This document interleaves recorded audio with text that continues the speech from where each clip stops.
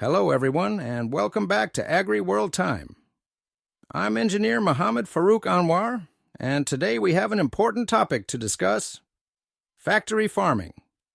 This is a practice that affects not only the way we produce our food, but also the environment, communities, and of course, the animals themselves.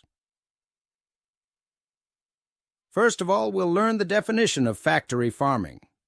Factory farming, also known as concentrated animal feeding operations, CAFOs, is a modern industrial method of raising animals for food. It's all about maximizing profits while using as few resources as possible. This means large numbers of animals are confined in small spaces, often kept indoors throughout their lives. We're talking about cows, pigs, chickens, and even fish in some cases. Factory farming can also extend to animals raised for non-food purposes like fur. According to the Humane League, as of 2020, there are approximately 1.6 billion animals in 25,000 factory farms in the United States. 99% of animals in the U.S. are raised on factory farms. Animals on factory farms have little to no say in how they live their lives. They're bred to grow fast and are subjected to various painful practices like debeaking for chickens and tail docking for cows and pigs. Chickens, in particular, suffer from overcrowded conditions, leading to cannibalism and injuries. To address this, many companies resort to debeaking, a painful process that causes chronic pain. Tail docking, on the other hand, is done without anesthesia in pigs and cows, often causing immense pain. These practices are not only inhumane, but also detrimental to the well-being of these animals. One of the defining features of factory farming is extreme confinement.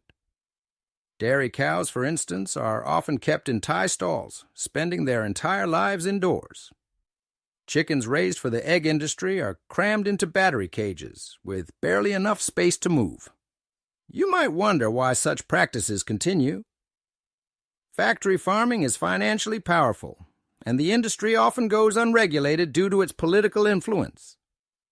Public perception and cultural beliefs also play a role in its persistence. Additionally, the rise in global meat consumption and the demand for cheap meat contribute to the growth of factory farming.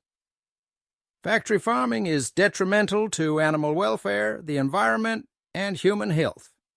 Animals are denied their basic freedoms, and the environmental impact is enormous, with pollution, deforestation, and resource-intensive farming methods.